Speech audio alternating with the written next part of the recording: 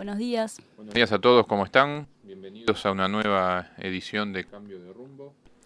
Hoy vamos a hablar un poco de cómo se está planteando la campaña electoral y sobre todo queremos plantear cómo se trasvisten un poco las cuestiones de fondo de la política nacional y se banaliza, se rebaja la calidad de la discusión, porque tanto de un lado y de otro, de quienes están disputando el principal apoyo de la población, ¿verdad? Hablamos tanto del Partido Nacional como del Frente Amplio, en un esquema que también podemos expandir a lo que ocurre en los países vecinos, en toda la región, con respecto a discutir la política únicamente desde la perspectiva moral, ¿verdad? Como Ujú. si todo fuera una cuestión de la conducta de los seres humanos y no de los problemas concretos que residen en la sociedad desigual en la que vivimos. Sí, uno hoy en día escucha lo que son las propuestas o a veces las discusiones entre unos y otros precandidatos y justamente lo que faltan es propuestas, ¿no? No hay un análisis a fondo de cuál es la situación que estamos viviendo en el Uruguay o cuál es la realidad objetiva de los trabajadores de la mayoría de la población,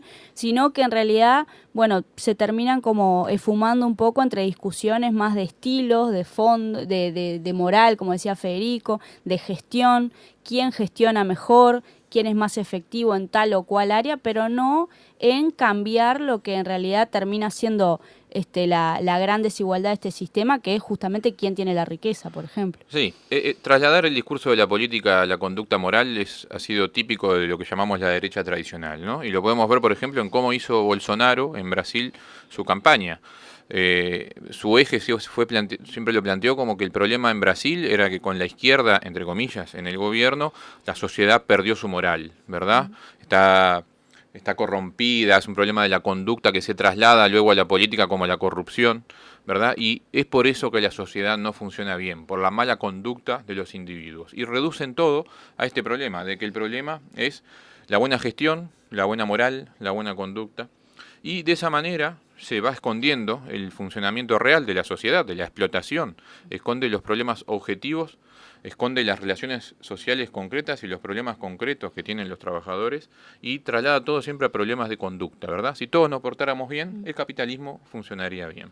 En el caso, por ejemplo, de Bolsonaro, también fue muy explícito su golpe y su crítica a lo que eran, por ejemplo, los movimientos LGBT, el movimiento de mujeres y demás, lo cual también, de cierta manera, obviamente, desde una perspectiva muy reaccionaria, ¿no? Desde su punto de vista, pero que es algo que al ser criticado desde el otro lado, en este esquema que plantea Federico, desde lo que son los buenos, entre comillas, es fácil también pegarle, ¿no?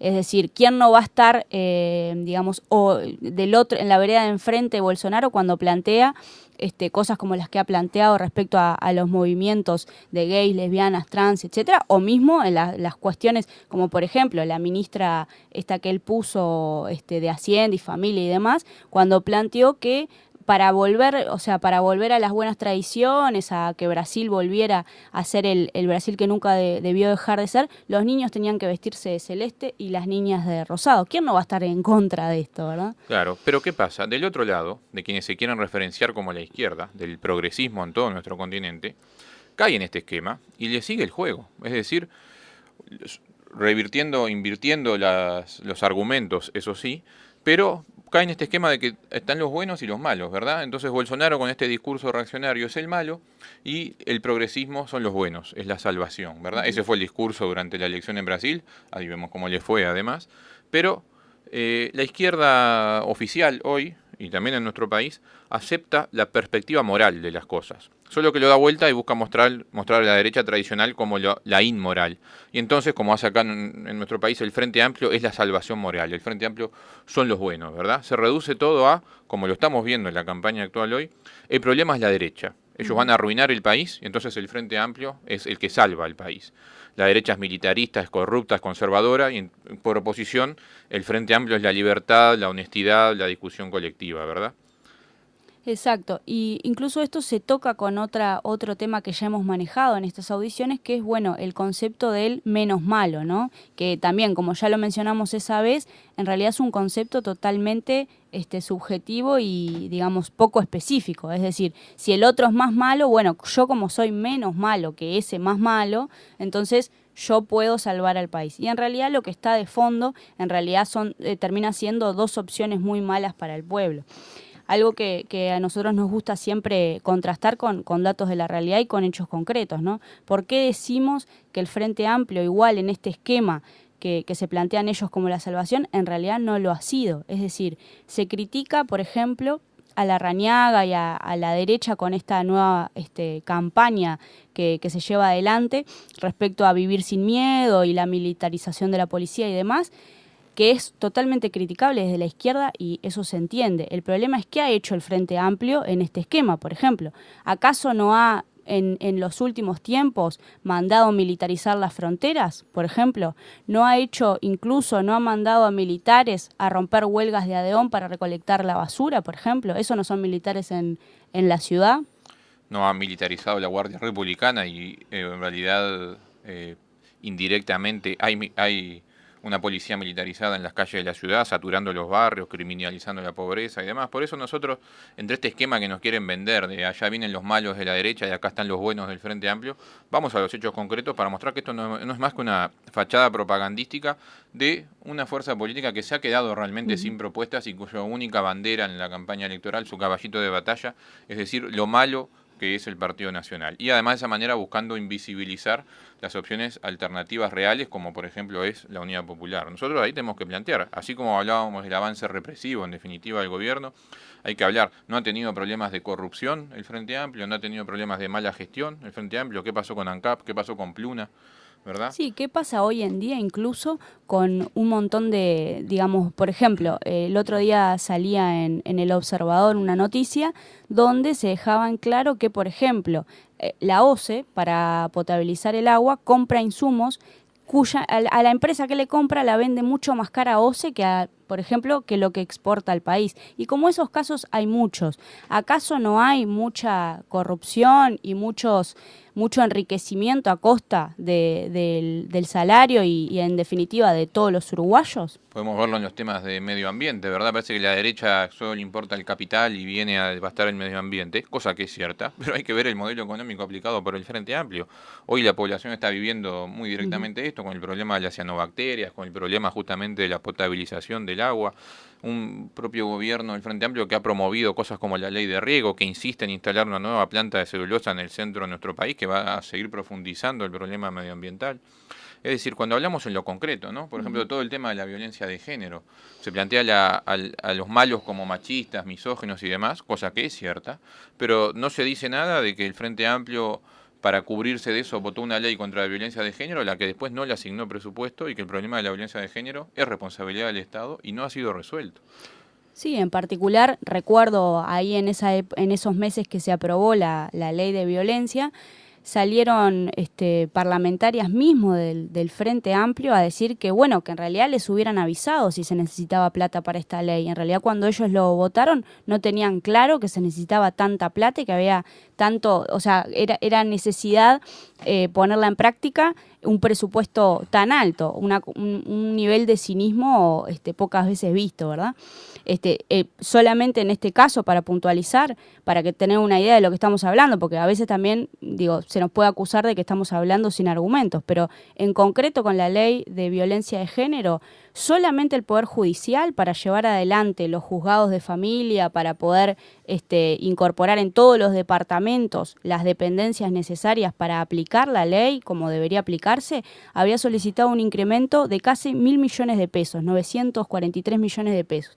Y para que tengan una idea, en la última rendición de cuentas, el gobierno asignó para toda la ley de violencia, es decir, para el Ministerio del Interior, para el MIDES, incluso para una campaña publicitaria e incluso para el Poder Judicial, 80 millones de pesos. Entonces, hay que hablar también hay que contrastar con hechos ese discurso, ¿no? Por eso esto de hablar de buenos y malos, de el demonio que está por venir y plantear al gobierno como la única salvación posible del Uruguay, tenemos que verlo justamente en blanco sobre negro, ¿verdad? ¿Es de izquierda haber aprobado un tratado de libre comercio? Si la izquierda, como ellos se plantean ser, es la salvación, ¿ellos son de izquierda realmente? Haber dejado tan campante la ley de caducidad, no haber investigado los crímenes de la dictadura, por citar otros ejemplos, pero yendo a los planos concretos, haber extranjerizado la tierra como nunca, o haber intentado quebrar huelgas, o no, buscado quebrar huelgas decretando esencialidad de los trabajadores de la educación, entre otros casos donde lo hicieron. Todo eso, ¿de qué lado es estar? Nosotros no vemos el mundo entre los buenos y los malos, sino lo vemos el mundo entre la división de clases, ¿verdad? En un sistema social dividido en clases donde unos explotan a otro, y cuando nos paramos desde esa perspectiva, desde la perspectiva de los trabajadores, tenemos que visualizar bien de qué lado está el Partido Nacional, lo sabemos, del lado de los patrones. ¿De qué lado se ha puesto el Frente Amplio mientras ha gobernado? También, y sobre todo en este último periodo de gobierno, frente a las cuentas que no le dan, se ha puesto siempre también del lado de los patrones. Se ve hasta en las votaciones de los consejos de salario, ¿no? Sí, exacto. La mayoría de los consejos de salario cerraron con votación donde el gobierno votaba con las patronales. Esto también para desmitificar un poco el discurso que se dice, los blancos no quieren los consejos de salario. Bien, el Frente Amplio llamó a los consejos de salario, y esta herramienta tan valiosa para los trabajadores, ¿cómo ha servido en realidad en los últimos años? Y en definitiva, igual se termina votando con las patronales, con las cámaras. Así es, un trabajo del economista Notaro, alguien que pertenece al oficialismo, mostraba cabalmente con cifras cómo en el último año y medio se ha estancado el salario de los trabajadores, ¿verdad? No ha habido crecimiento real del salario, es decir, que el pedazo de la torta que se llevan los trabajadores se va achicando cada vez más en relación al que se llevan los empresarios en el país, empresarios nacionales o los capitales extranjeros que están instalados. Es decir, ¿de qué lado se ha puesto el gobierno? Se ha puesto del mismo lugar que se ponen los partidos tradicionales. Por lo tanto, este juego de buenos y malos al que nosotros nos oponemos plantearlo así la política, porque es la banalización de la política. Esto de hablar siempre de la moral y ocultar las relaciones sociales de un sistema que está basado en la explotación del ser humano, de un esquema económico que se aplica hoy en el Uruguay y genera pobreza y exclusión, e invisibiliza cuáles son las medidas concretas que se toman desde el poder para pasar a hablar de los problemas de conducta nomás, ¿no? Sí, para nosotros por eso siempre es muy importante en cada política que se lleva adelante o en cada propuesta, en cada eslogan que sale, es analizar, bueno, esa política aplicada de esa manera, ¿a quién va a beneficiar? Y ahí fácilmente, digamos, se abren aguas, ¿no? O sea, no puede beneficiar a las grandes mayorías, a los trabajadores y al mismo tiempo al capital, porque sus intereses son justamente contrapuestos, ¿no? Y bueno, capaz que para decir, bueno, frente a esta situación, ¿qué reivindicamos nosotros desde Compromiso Socialista? ¿Cómo entendemos que debe ser la realidad? Nosotros entendemos que el socialismo no es una idea abstracta, sino que es una forma distinta de organizar la sociedad. En ese sentido, nosotros luchamos por organizar, o sea, somos parte de la lucha del pueblo y luchamos porque el pueblo se organice para conquistar esta forma de organización. No creemos que sea una utopía hacia la cual caminamos y que sea imposible, o incluso, aún en este sistema, que no sea posible mejorar algunos aspectos como hoy se nos plantean, ¿no? Entonces es importante justamente entender que para nosotros tampoco es una lucha electoral que termina en octubre, sino que en realidad peleamos por una lucha consecuente y constante del pueblo, ¿verdad? Así es, porque cuando restringimos el debate a las cuestiones morales, por cierto, además, la definición de moral, es decir, de lo que está bien y lo que está mal, siempre proviene de lo que para las clases dominantes está bien o está mal, ¿no? Pero eso daría para toda otra discusión. Pero restringir el debate a estos aspectos es dar por sentado que el capitalismo es la única forma posible de vivir, que este Uruguay actual es lo máximo a lo que podemos aspirar, y para nosotros planteamos fuertemente que efectivamente otro Uruguay es posible. Por eso encaramos la realidad tal cual es, sin maquillarla, si decimos las cosas tal cual son y también planteamos cómo queremos que sean. Porque justamente hablar de los problemas de conducta y no hablar de que todos están de acuerdo, por ejemplo, en la recomendación del Fondo Monetario y el Banco Mundial de reducir el déficit fiscal, es decir, de que en tiempos de vacas flacas ajustar el presupuesto del Estado, ninguno se propone ajustar ese presupuesto tocando la riqueza, ¿verdad? Todos es un problema de qué gastos reducimos y demás, pero nadie se propone afectar los intereses del gran capital. Nadie se propone, por ejemplo, revisar el pago de la deuda externa, que es la primera cosa en la que se gasta el presupuesto nacional. Esa cosa no la dice nadie, se traslada todo a que, bueno, gestionar bien es pagar la deuda externa, por supuesto, gestionar bien es fomentar a los empresarios aquí en el Uruguay, y dejamos a ver con lo que nos queda qué hacemos con los trabajadores. Y eso Si hablamos de una moral desde el punto de vista de los trabajadores, es totalmente inmoral. Exacto, y aparte se quiere generalizar este discurso y establecer que la única verdad es esta, ¿no? Es la única posible. El Uruguay hoy tiene este esquema y en realidad, bueno, nos podemos mover un poquito, pero no salir de acá. Y esto no es así. Lo primero que hay que entender es que justamente la realidad no tiene por qué ser así, no tenemos que aceptarla, y en ese sentido nosotros planteamos que es cambiable y que obviamente para cambiarla hay que organizarse y luchar, ¿no? No se va a cambiar sola. Los cambios a lo largo de la historia los han hecho los trabajadores y las trabajadoras luchando, pero obviamente no fue fácil y no nos van a ceder sus beneficios y sus privilegios gratis, ¿verdad? No, eso sí, es lo que sí planteamos con claridad, sobre todo cuando estamos en un año electoral, es que nunca va a alcanzar con discursos. Las cosas se conquistan con el pueblo luchando. Y nosotros somos parte de la lucha del pueblo. De ahí venimos, todos los que integramos Compromiso Socialista y la Unidad Popular, nacemos de la lucha social y nuestra apuesta electoral la vemos como una parte más de esa lucha. Para nosotros, la política no termina en las elecciones nacionales en octubre, sino que entendemos la batalla electoral como una parte más, una buena forma de difundir nuestras ideas, de discutir con la gente, de acercarnos al sentir de los uruguayos, pero no es más que un mojón en un largo camino, porque entendemos que el camino real para todos los oprimidos en el país es la lucha, y a eso convocamos a todos.